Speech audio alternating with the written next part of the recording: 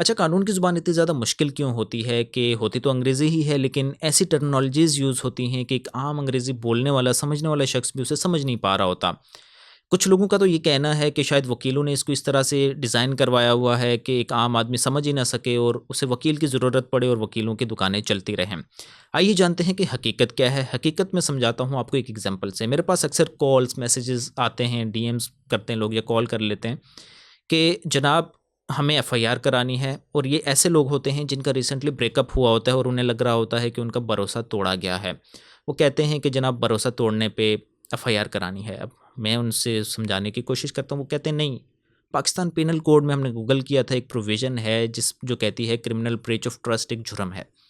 बात तो बिल्कुल ठीक है, वो जुर्म है, क्रिमिनल ब्रीच ऑफ ट्रस्ट भी है। मैं उन्हें ये समझाता हूँ कि जनाब वो आपके भरोसे वाला ट्रस्ट नहीं है, वो दूसरा ट्रस्ट है। उसका मतलब है अमानत में ख़यानत करना।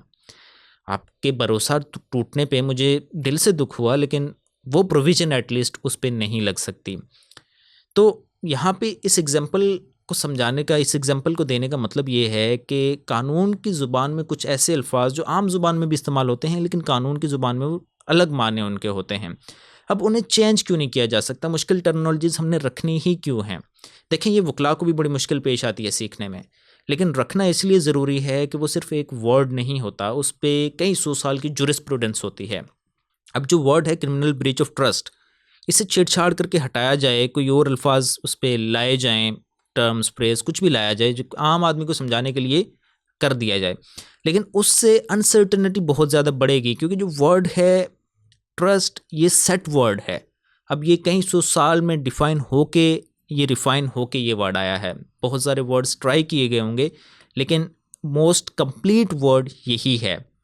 ठीक है? तो जो जूरिस्प्रूडेंस होती है, जो कि एक-एक वर्ड कई-कई सौ साल में डिफरेंट केसेस में अदालतों ने उसे बहस करके और उसके माने को एक डिफ़ाइन किया होता है, उसकी एक सर्टेनिटी आ जाती है। अब उसे अगर छेड़ा जाएगा तो पूरी जूरिस्प्रूडेंस वो ही खतरे में पड़ जाएगी, पूरी जूरिस्प्रूडेंस हिल जाएगी और कानून अनसर्टेन हो जाएगा।